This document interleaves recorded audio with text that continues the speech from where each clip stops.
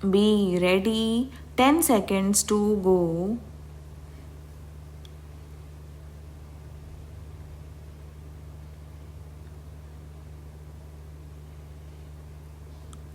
Start.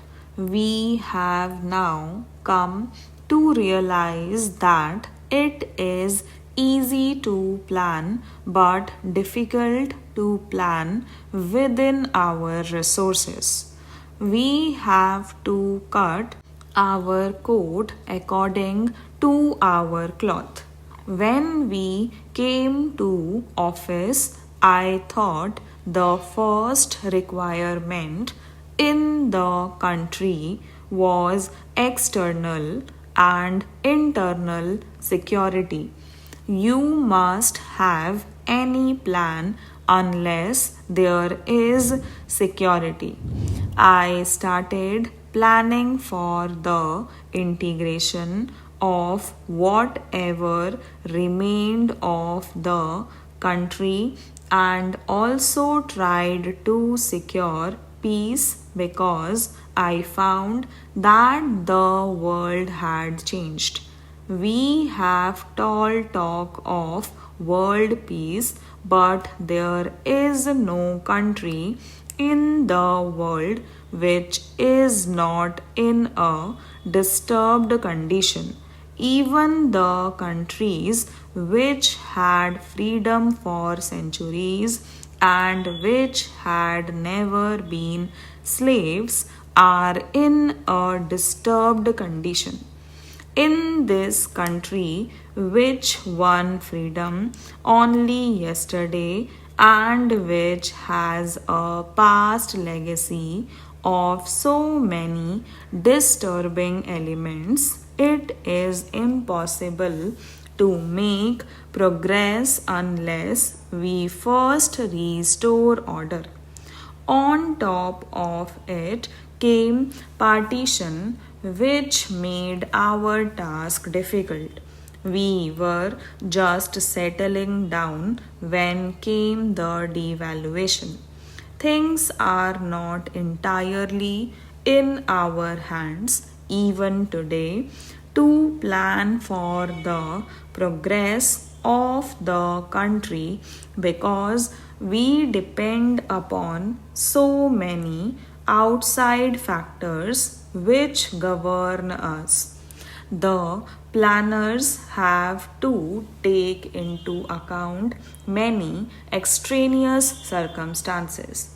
My own view, which I have not concealed and which I have expressed often to the displeasure of many, is that if we had not played false to ourselves and to our country, large imports of food would have been unnecessary. We have plenty of food in this country.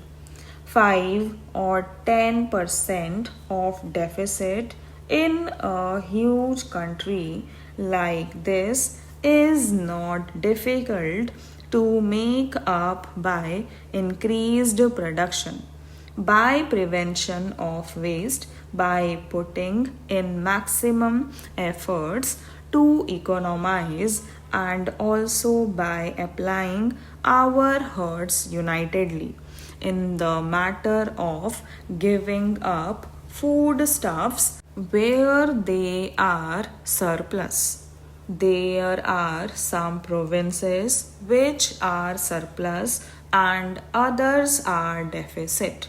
Whenever a province tries to procure the surplus food from the people, we do not speak with one voice. Some of us put our province first and the rest of the country afterwards. We know that our neighbors are, in spite of their best efforts, not getting enough to eat, and yet we feel that if we feed our province, the rest does not matter.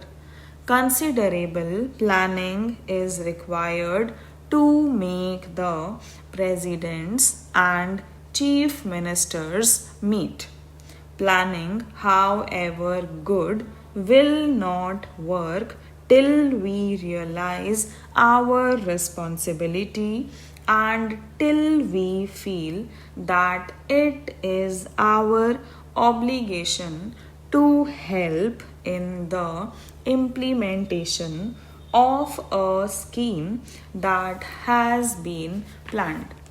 It is not the Congress organization alone, but there are other groups whose business it is to destroy everything that we do.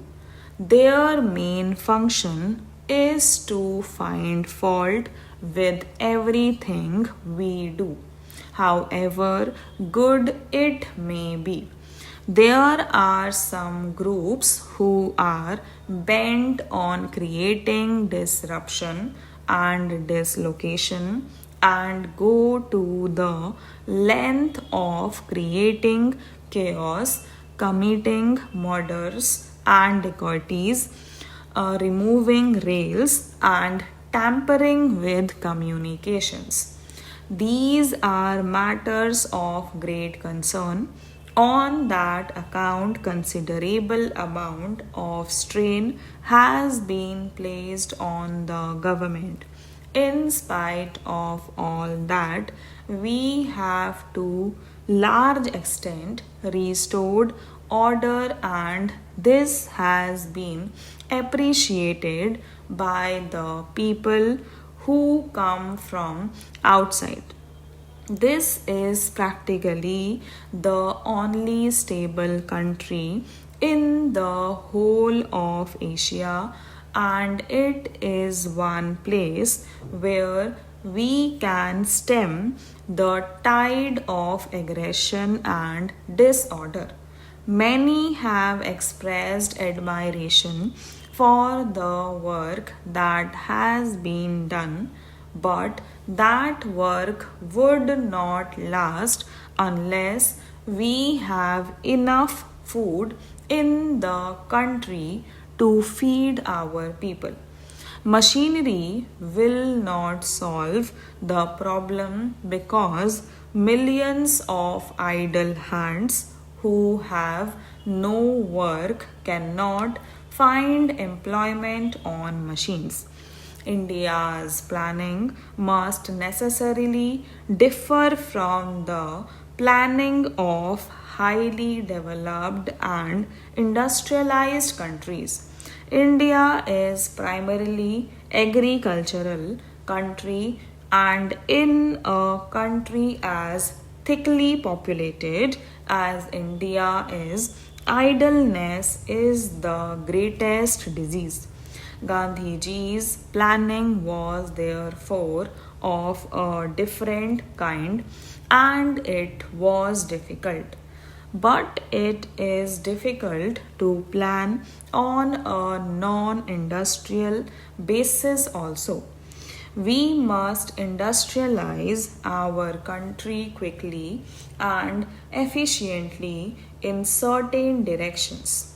Otherwise, we are doomed in the modern world because a modern army requires many things which only machines can produce, apart from arms and ammunition, uniforms and stores, jeeps and motor cars, aeroplanes and petrol.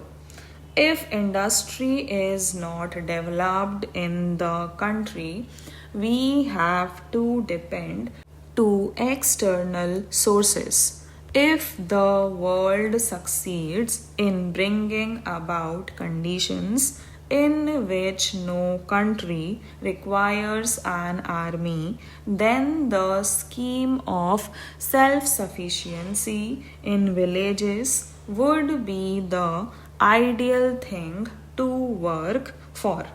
But that is not so. We have to plan both for industry, which is immediately necessary, and for agriculture, which is of primary importance. Today, the most controversial question in the country, which has brought the government into trouble and made it unpopular, is controls. This government has not got the machinery for effective controls in any sphere.